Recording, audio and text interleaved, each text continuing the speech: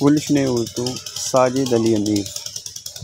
الٹی ہو گئیں سب تدبیریں، کچھ نہ دوا نے کام کیا۔ الٹی ہو گئیں سب تدبیریں، کچھ نہ دوا نے کام کیا۔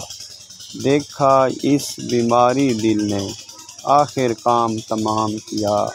یہ شعر کس کا ہے؟ یہ شعر میر تقی میر کا ہے اور یہ ان کے دیوان اول میں شامل ہے۔ پریم چند کے اولین افسانوی مجموعے کا عنوان بتائیے۔ سوز وطن، جو کہ 1908 میں پہلی بار شائع ہوا۔ اس میں کل 5 افسانے شامل تھے۔ نمبر 1، دنیا کا سب سے انمول رتن، شیخ مخمور، یہیں میرا وطن ہے، صلۂ ماتم، اور عشق دنیا اور حب وطن۔ یہ 5 افسانے پریم چند کے اس پہلے افسانوی مجموعے سوز وطن میں شامل ہیں، جو کہ 1908 میں شائع ہوا تھا۔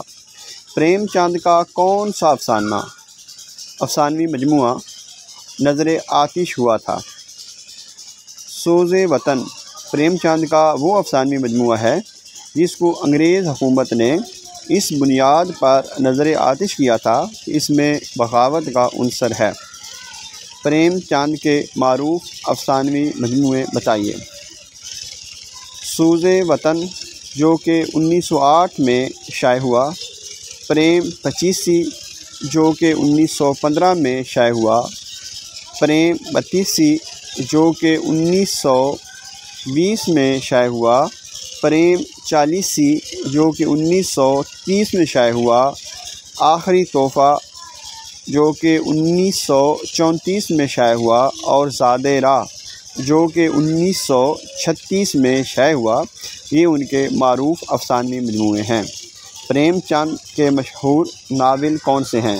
پریم چند نے اچھا افسانہ نگار تھے، لیکن انہوں نے بہت عمدہ ناول بھی لکھے ہیں۔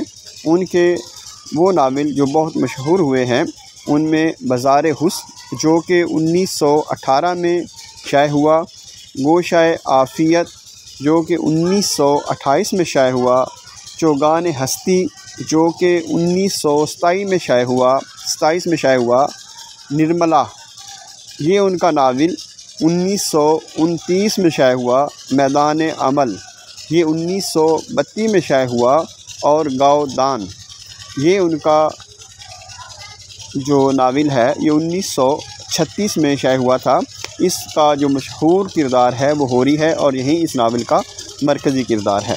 پریم چند نے ہندی کا رسالہ نکالا، اس کا نام بتائیے۔ اس کا نام ہنس ہے۔